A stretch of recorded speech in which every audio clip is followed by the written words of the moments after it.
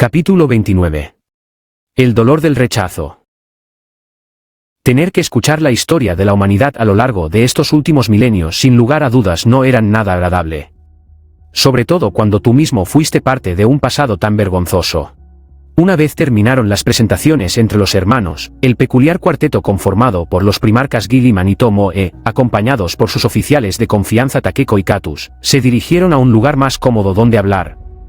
Para los hombres de ultramar era sumamente difícil sentarse cómodamente sobre el tatami, pero las mujeres parecían incluso más cómodas que si estuviesen sentadas en un ostentoso trono. Y fue en ese calmado lugar, donde Katus escuchó con pesar cómo su padre le contaba todo lo que había sucedido a la primarca de la Segunda Legión. Y fue entonces, que Katus descubrió dos cosas muy importantes. La primera, a juzgar de que el primarca Guilliman comenzó a narrar los eventos desde la Gran Cruzada, donde él junto a sus hermanos conquistaron las estrellas, el capitán pudo suponer que la primarca de la Segunda Legión estuvo dentro de ese tanque de éxtasis por más de 25 milenios. Al principio, Tomoe se mostraba curiosa mientras Guilliman narraba las grandes conquistas de la humanidad, pero desde que comenzó a narrar los eventos de la herejía de Horus, su semblante cambió a un monótono rostro claramente enfadado. Y mientras más Guilliman narraba, más decepcionada ella se veía. La segunda que Katus descubrió ese día, fue que la cabeza de su padre emitía un sonido similar a un gong cuando era golpeada con fuerza. En pleno relato, el capitán de los ultramarines vio cómo la primarca Tomoe estalló en cólera, desquitándose con un golpe en la cabeza que le propició a su hermano con toda su fuerza, liberando la furia que todo lo que escuchaba le provocó. Y eso que apenas comenzaba a contarle sobre la era de la apostasía. Que la disformidad me devore. ¿Cómo fue que pasó esto?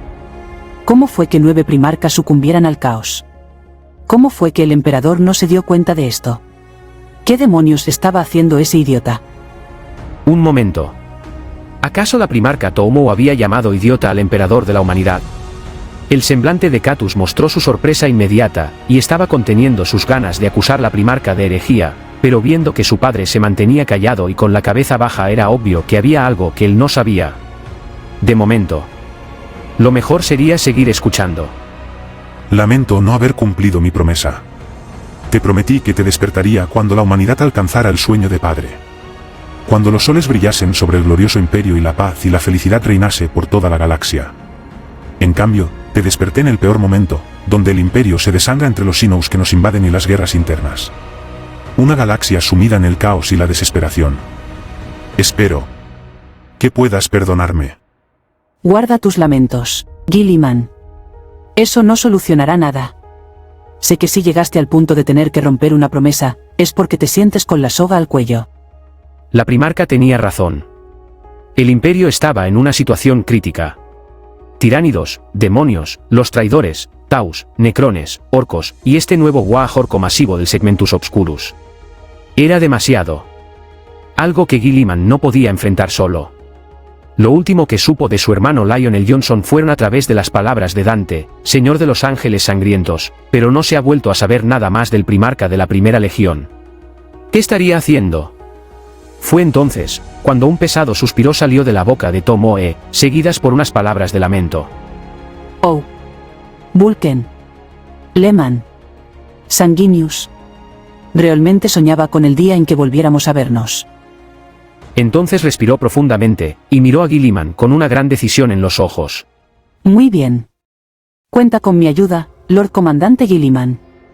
Volveré a luchar bajo el estandarte imperial, aunque el propio emperador me hubiese negado a hacerlo. Solo. Deme un tiempo para volver a organizar la legión. Ultramar le brindará toda la ayuda necesaria para que la Segunda Legión vuelva a recuperar su grandeza de antaño tan pronto sea posible. Podrá usar nuestros laboratorios o cualquier otro medio que le sea de urgencia. Mi señora, las muestras de semillas genéticas están a salvo y listas para ser usadas una vez se retire la criogenización. Excelente. Lord Comandante, pido de su permiso para reclutar en el reino de Ultramar. Permiso concedido.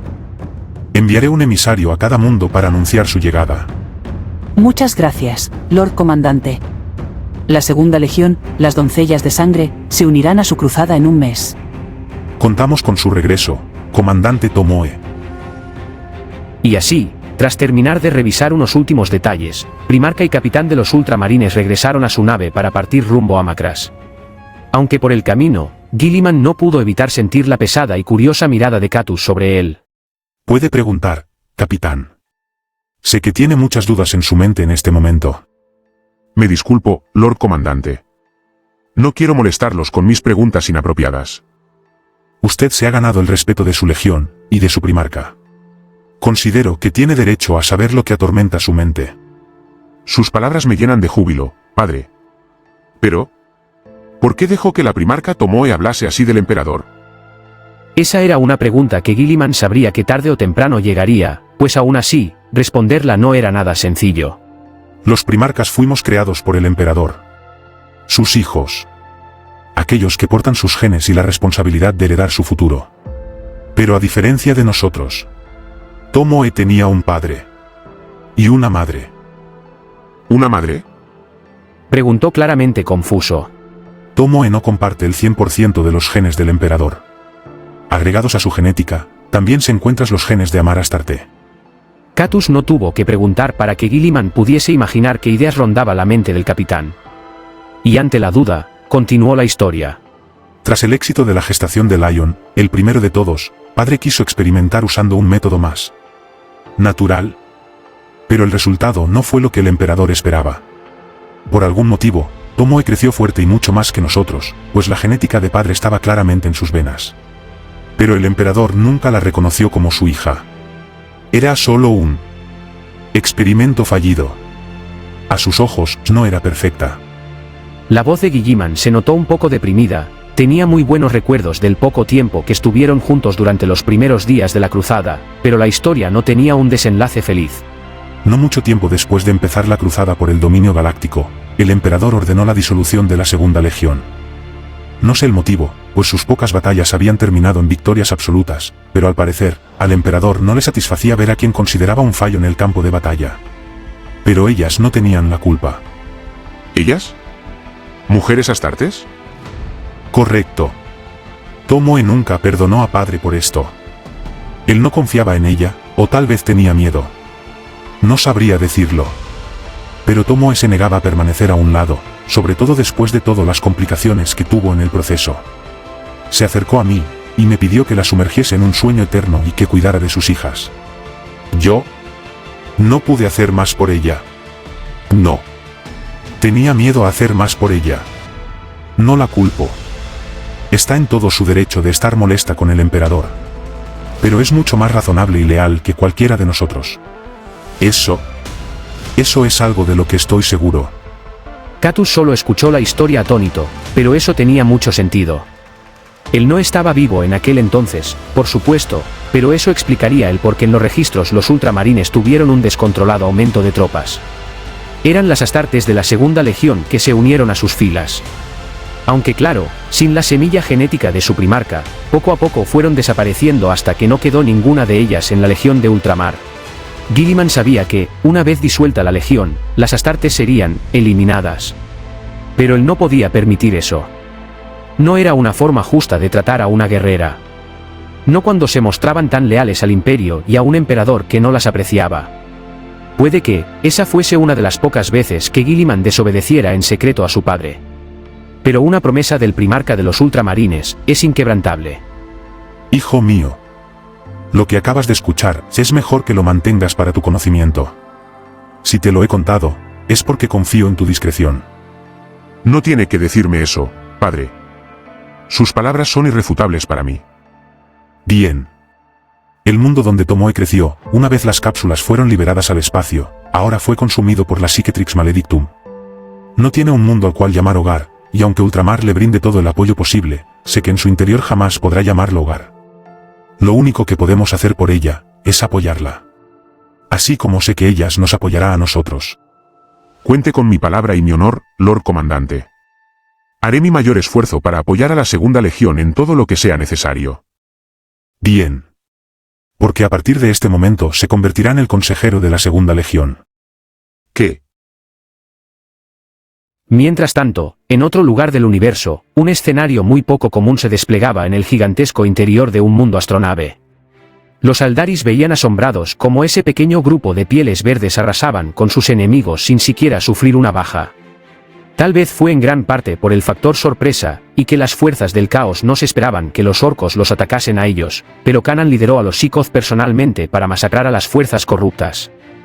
Muy pocos eran los Aldaris en cuyos circuitos infinitos aún quedaban memorias de aquellos tiempos en los cuales Aldaris y orcos, en aquel momento llamados Krork, lucharon codo con codo para enfrentarse a los imparables necrones. Y aunque perdieron tal guerra, ambas razas lograron sobrevivir pero tomando caminos separados. Ahora, como un lejano recuerdo, los orcos marchaban a su lado una vez más para enfrentar a sus enemigos. Algo que, por supuesto, no todos vieron con buenos ojos. Hasta que... Esta es nuestra oportunidad. Atacad. Kanan pudo escuchar una poderosa voz femenina en la distancia y al instante, supo que se trataba de quien estaba al mando, pues los Aldaris se lanzaron al ataque una vez la sorpresa por la llegada repentina de los Pieles Verdes quedó en el pasado. Avanzar sin rumbo en un campo de batalla que desconocía jamás sería buena idea, así que Kanan pensó que la mejor opción sería encontrar a quien lideraba a los Aldari, y con suerte, podría haber alguna estrategia para repeler a las fuerzas del caos en la que pudiera ayudar, o al menos, no estorbar.